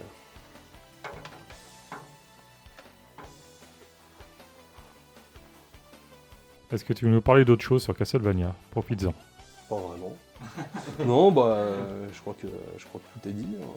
On a fait le tour. Hein. Ouais. Non, Enfin, on a fait le tour de belles pièces après. Hein. C'est pas, ouais, voilà. pas la Peut-être, totalité, mais... Peut-être encore un jeu dont faudrait parler hors Shoot'em Up. Hyper Light Drifter, excellent Zelda-like. C'est un superbe action RPG en pixel art. Avec le compositeur de la musique de It Follows. Ah bon ? Disaster Peace. D'accord, c'est pourquoi il y a le film à côté. Ah oui, je m'étais dit que Xavier allait me dire « Ah tiens, pourquoi il y a It Follows ?» Bah Xavier, oui, pourquoi il y a It Follows ? Oui, pourquoi il y a It Follows ? Du coup, c'est un jeu qui est sorti après It Follows ? Oui, quelques années après. Donc Disaster Peace fait la musique de jeux vidéo et de films. Ouais. Disaster Peace, il fait les deux. C'est vraiment une bande son. En fait, c'est une bande son très similaire. Hein. Si t'as vu It Follows et que tu joues à ce jeu-là, il y a forcément une vibe. Ça véhicule plus ou moins les mêmes émotions en fait. Ah, ça c'est vraiment un super jeu à découvrir aussi, hein. Hyper Light Drifter, superbe action RPG avec des références à Evangelion dans les visuels. Ah, c'est vraiment un jeu très cool. Ouais. Ah ouais, il y a une grosse ambiance. Hein. Il y a une grosse durée de vie, c'est compliqué comme jeu. Ouais, le jeu est plutôt long. Ouais. Il y a pas mal de secrets à trouver et le jeu est pas si facile que ça. pour un Zelda-like, c'est pas si simple, quoi. Bienvenue dans cette petite section bonus de fin de vidéo qui n'était pas prévue à la base, mais c'est vrai que voilà, lors du tournage de ma collection, on était tous un petit peu claqués, hein.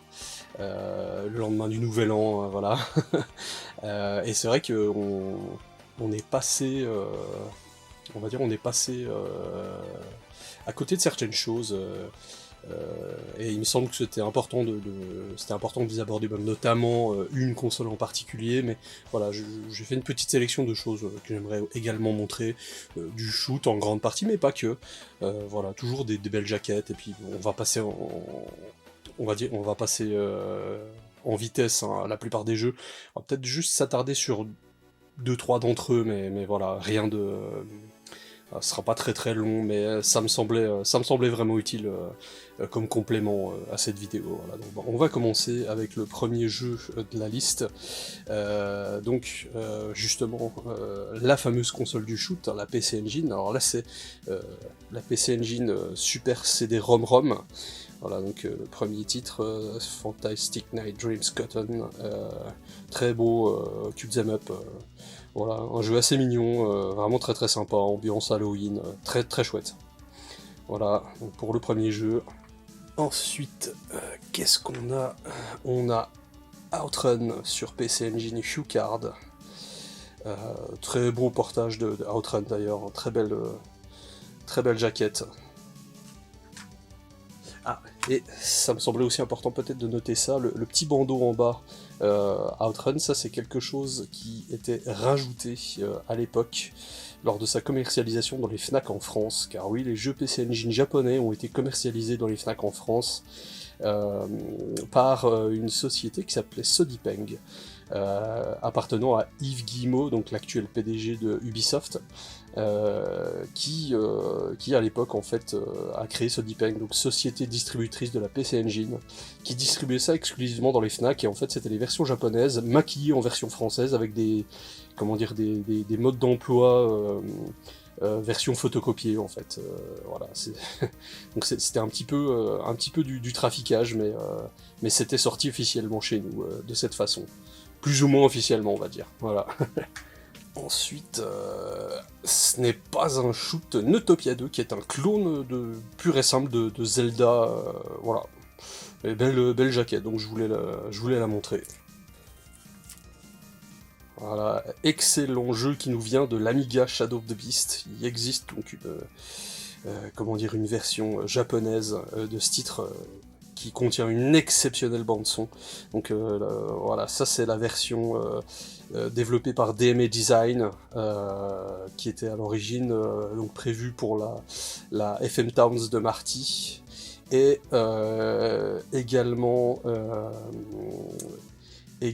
la PC Engine CD-ROM. Voilà.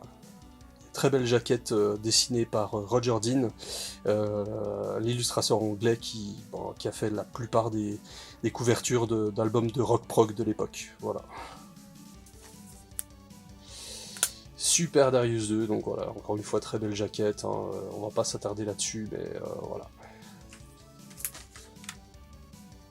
Spriggan, excellent shoot de compile, qui est un peu la suite spirituelle de Musha Halesta sur Mega Drive. Là on est sur PC Engine, CD-ROM, encore une fois vraiment jaquette de qualité exceptionnelle. Shoot PC Engine HuCard Download. Voilà.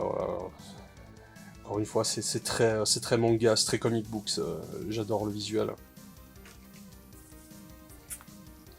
Alors là, on est sur un pur JRPG, un War of the Dead, il est sous blister, donc il a peut-être du mal à faire un petit peu la mise au point, mais normalement c'est bon. Voilà, très jolie jaquette. Un action RPG japonais. Alors je ne connais pas du tout. Ce que vaut le jeu. En fait, j'y ai encore jamais joué.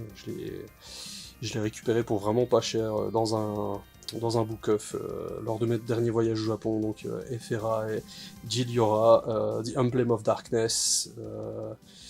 Voilà, ça a l'air d'être un action RPG avec un visuel super sympa, donc voilà, je voulais vous le montrer. Le fameux action plateforme RPG Kadash de Taito. Un grand classique, ça fait vachement visuel à la Flying Jacket des films à la Conan de l'époque. Hein. On pense notamment à Deathstalker par exemple. Donc, la version PC Engine de Xevious, belle jaquette, hein, avec les crop circles, voilà, c'est assez sympa de voir ça. La version PC Engine Hucard de Space Harrier, très belle version d'ailleurs hein, pour l'époque. La version Saturn et 32X n'existait pas encore. Pour l'époque, c'était vraiment la plus belle version qui existait hors de l'arcade.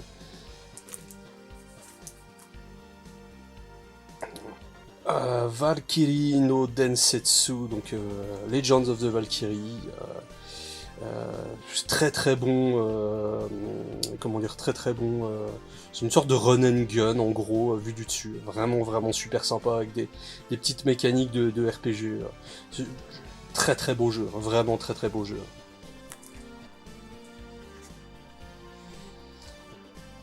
Voilà, la version PC Engine U-Card de Salamander. Toujours avec ce beau visuel. Hein. Et Salamander, donc on l'avait pas précisé tout à l'heure, qui est la série jumelle de Gradius. Ça se passe en fait dans le même, comment dire, dans le même univers, c'est dans le lore de Gradius. Voilà, je me disais ça valait la peine quand même de le présenter. Très belle jaquette ce Gradius, très inspiré de Star Wars en fait. Hein. C'était ces années-là. Hein. Ah, magnifique. Magnifique jaquette du fameux Kyukyoku Tiger. Donc Twin Cobra en version américaine. Vraiment sublime jaquette. Un jeu très méconnu encore pour le moment de IRM, Image Fight. Encore une fois avec une très très belle jaquette. Hein. Probablement un des jeux les moins appréciés, enfin un des shoots les moins appréciés de la PC Engine, Deep Blue, que je vous montre quand même, parce que la jaquette je la trouvais sympa. Ouais, j'aime bien tout ce qui est un petit peu Darius dans le genre là, donc c'est... Voilà, ça me plaît quand même. Et encore un cute them up, Detana Twinbee, excellent titre, hein, vraiment, probablement le meilleur de la série des Twinbee. C'est sur PC Engine U-Card, évidemment.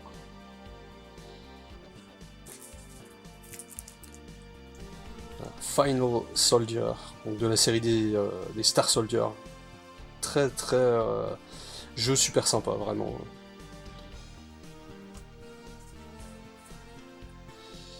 Darius Plus, qui est un portage plus ou moins complet de la version arcade. Donc évidemment sans les 3 écrans, hein, là c'est un simple écran. Donc on perd quand même pas mal de ce qui fait la substantifique moelle du jeu, mais on reste sur un jeu tout à fait sympathique à jouer, hein, vraiment très sympa.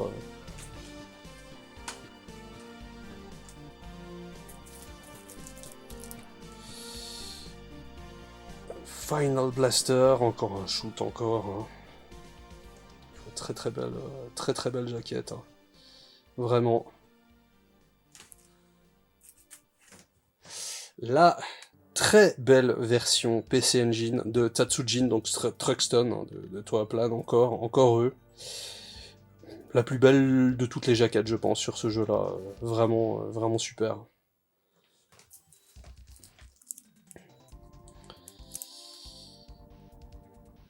Dai Senpu, toujours un jeu Toaplan, beaucoup moins connu celui-là. Mais en fait, très chouette jeu, hein, vraiment super sympa, hein, où on est accompagné par une escouade d'avions qui, lorsqu'ils sont touchés, vont se suicider sur les ennemis. Donc c'est mécanique assez sympa, en fait, assez original, je trouve. Voilà. Encore un autre shoot, Paranoia. Voilà, ouais, super visuel, j'aime beaucoup. Hein. J'aime vraiment beaucoup ces visuels-là. jeu assez recherché sur PC Engine, Terra Cresta, très très bon jeu où en fait le vaisseau peut en fait acquérir des options supplémentaires et se transformer. En fait, ça c'est vraiment un jeu pas mal du tout. Du coup, ça fait grossir le vaisseau. Très très chouette, Terra Cresta 2, vraiment chouette.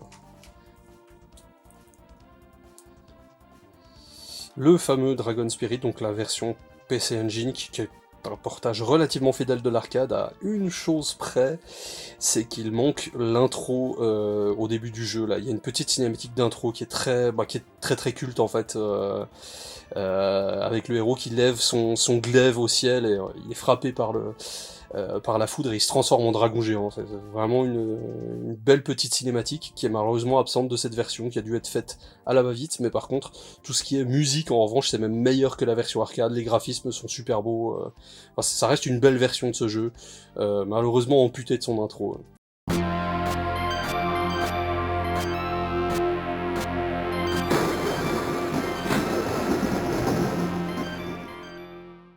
Et alors ça c'est chose assez rare, Dragon Saber, qui en fait est la suite officielle de Dragon Spirit, qui est un jeu un peu différent, avec des mécaniques vraiment différentes, un peu à la R-Type, où il faut charger le tir du dragon. Me plaît moins, mais ça reste, voilà, ça reste une belle curiosité, notamment un deuxième stage avec un boss de fin qui en fait ressemble à une reine xénomorphe. Voilà, c'est assez étonnant pour le noter. Et alors là, Terraforming. Son nom complet c'est Sid Mead's Terraforming. Alors, on va dire que les cinéphiles d'entre vous sauront peut-être qui est Sid Mead. Sir Sid Mead, qui est en fait comment dire, une sorte de modéliste, d'architecte en fait, qui en fait a construit les décors, enfin qui a designé, on va dire, les décors du film Aliens de James Cameron et également de Blade Runner. Donc c'est vraiment lui le designer des décors en fait. Ce monsieur a créé un shoot terraforming qui est un shoot très très sympa en fait. Un équilibrage un petit peu bizarre je pense, mais un shoot qui est vraiment très sympa avec une très belle bande son, des visuels super cool d'ailleurs. Des visuels finalement très dans le style visuel comment dire, des visuels un peu futuristes du monsieur en fait. Vraiment très sympa ce jeu Terraforming. Le Hellfire Special, donc la version PC Engine Super CD-ROM de Hellfire, qui est la meilleure version en fait. Il y a des réarrangements de la musique qui sont incroyables, avec des cinématiques, ce qui n'existe en fait pas dans les autres versions en fait. Hein. Ça en fait vraiment la meilleure version du jeu. De loin, elle est plus facile aussi. Donc ce qui est voilà. Plus facile sur ce genre de jeu, c'est un euphémisme, hein, parce que ça reste très difficile hein, quand même. Mais voilà, très très belle jaquette, très belle version d'un jeu culte de Toaplan. Et alors là, on a deux jeux qui sont à mon avis faits pour les fans de heavy metal. Deux shoots horizontaux. Donc le premier, donc Winds of Thunder, qui s'appelle Lords of Thunder en version américaine. En fait, voilà, c'est, je pense, le jeu préféré des fans de heavy metal, en fait. La bande-son est incroyable, et le jeu est superbe, hein. Le jeu est vraiment, vraiment superbe. Ça, c'est une véritable pépite de la PC Engine. Un jeu que tous les fans de metal devraient au moins essayer, quoi. Et il y a un autre jeu qui s'appelle Gate of Thunder, donc développé par la même équipe, et pareil, une musique très heavy metal, deux jeux indispensables de la PC Engine, deux superbes titres. R-Type, on n'en avait pas parlé, ça, du chef-d'œuvre d'Irem, la série des R-Type. Alors ça, en fait, il faut savoir que c'est la version Super CD-ROM. R-Type, à la base, était sorti sur deux U-Card qui étaient scindés. En fait, le jeu était scindé en 2 cartouches, parce qu'il n'y avait pas assez de mémoire pour tout faire tenir. Et ça, c'est la version complete CD, donc en fait, le jeu est complet, les musiques sont réarrangées, réarrangement très sympa d'ailleurs, et en fait il est considéré comme le portage arcade perfect de R-Type à l'époque. Voilà, c'est très très belle version du jeu. Et là je vais vous présenter 2 titres qui sont surtout là pour présenter un développeur pas très connu, du nom de Data West. Donc, tout le monde connaît Data East, hein, bien sûr. Mais il y a une autre boîte japonaise qui s'appelle Data West, qui a réalisé pas mal de jeux d'aventure textuelle, mais aussi quelques shoots, la trilogie des Rexamber, qui est assez connue pour sa difficulté assez extrême, surtout sur le 2e. Là on a le 3e, qui devient très rare, le 3e, alors que le 2 est très facile à trouver. Mais le 3e a une difficulté beaucoup plus équilibrée, beaucoup plus agréable, et les 2 jeux ont une très belle bande-son. Il faut savoir que donc Data West, ils sont notamment connus ou pas, en fait, ça dépend, hein. C'est une boîte quand même très confidentielle, très peu connue, parce qu'aujourd'hui ils font plus de jeux vidéo depuis la fin des années 90. Aujourd'hui ils fabriquent des GPS, True Story. C'est eux qui ont mis au point la première technologie qui permettait de streamer de la vidéo depuis les CD-ROM. Donc ils ont développé ça en partenariat avec Denon, qui était le créateur du CD-ROM à l'époque. Mais il faut savoir que voilà, si aujourd'hui on peut visionner des films depuis un DVD, un Blu-ray ou autre, ça vient de leur invention qui s'appelle le DAPS, donc le Data West Active Picture System. Voilà, c'est très très peu connu, mais en gros c'est eux qui ont inventé les premiers codecs de lecture vidéo à partir d'un disque optique, en fait, tout simplement. Donc voilà, je me disais que ça valait la peine de les mentionner. Et pour finir avec la PC Engine, donc là toujours sur CD-ROM, très belle jaquette de Gradius de Gopher no Yabo, donc Gopher's Ambition. Voilà, très très bon portage de l'arcade. Voilà, et sur Saturn, il y avait aussi une jaquette que je ne vous ai pas montrée, et je trouvais ça assez dommage, Metal Black, très très bon shoot 'em up post-apocalyptique de Taito, magnifique jeu, magnifique ambiance, magnifique musique, Metal Black, grand classique.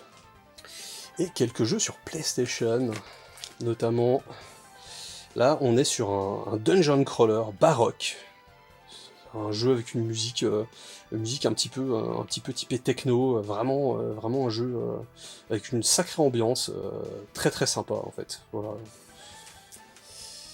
Un shoot'em up de Taito, donc le 3e de la trilogie des Ray, donc Ray Crisis. Voilà, très belle jaquette, version pâle du jeu. Donc on enchaîne avec Gradius Gaiden sur PlayStation, donc ça signifie Gradius Side Story. Donc il fait en gros pas partie, il n'est pas canonique on va dire dans la série des Gradius, développé exclusivement pour la PlayStation, encore une fois une magnifique jaquette. Voilà. Shienryu, voilà, jeu très très classique mais très bon visuellement, une belle jaquette encore une fois.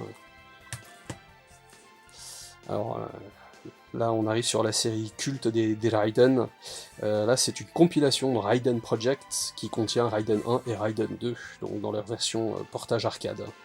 Très belle jaquette encore une fois. Thunder Force 5 Perfect System, donc la version PlayStation, le portage PlayStation de la version Saturn, avec voilà 2-3 petites modifications. Version PlayStation de In the Hunt, donc Kaitei Daisensu, on avait vu la version Saturn. Là on a une jaquette différente sur PlayStation, donc voilà, je me suis dit que j'allais vous la montrer. Voilà.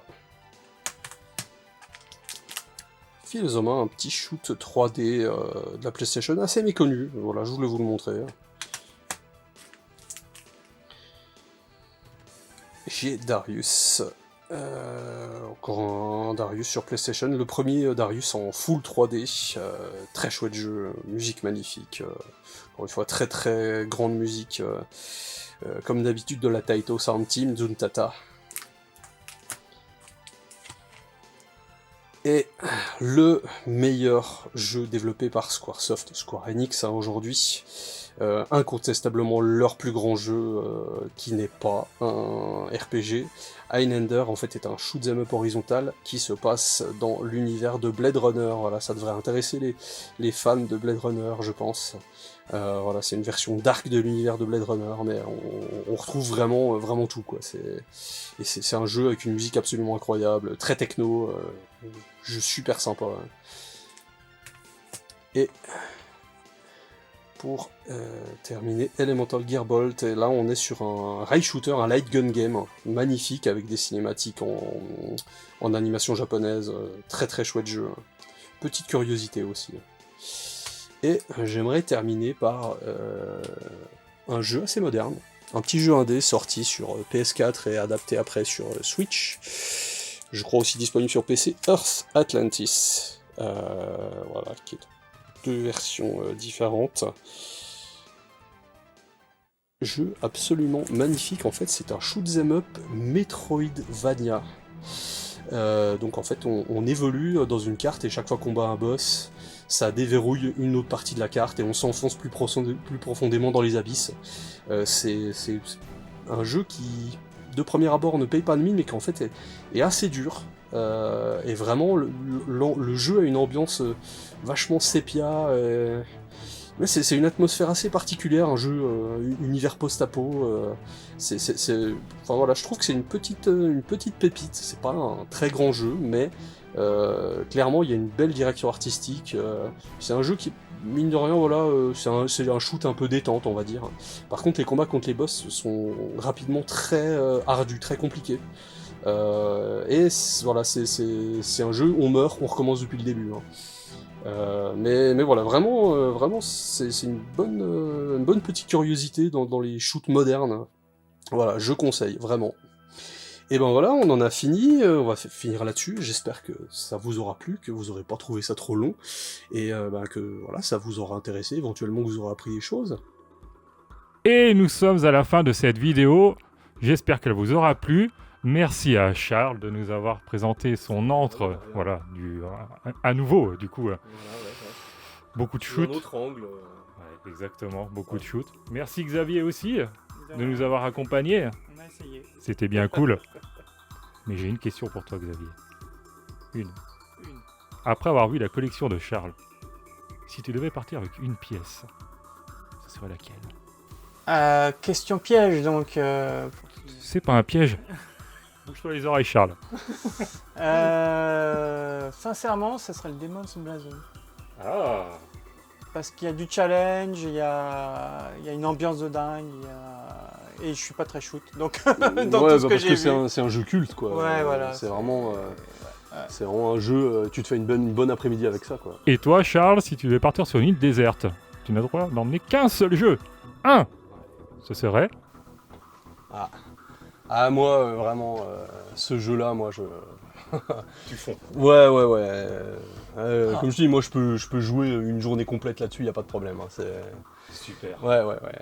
Eh ben écoutez, les gars, c'est très bien. Moi, par contre, je vais me faire une partie de Pac-Man, hein, et on laisse les spectateurs sur ces images. À la prochaine. Merci. Allez, salut! Salut.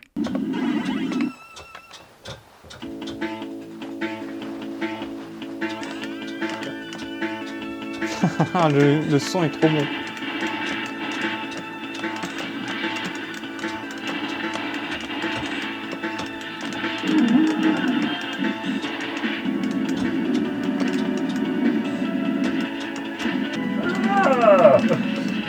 Je meurs.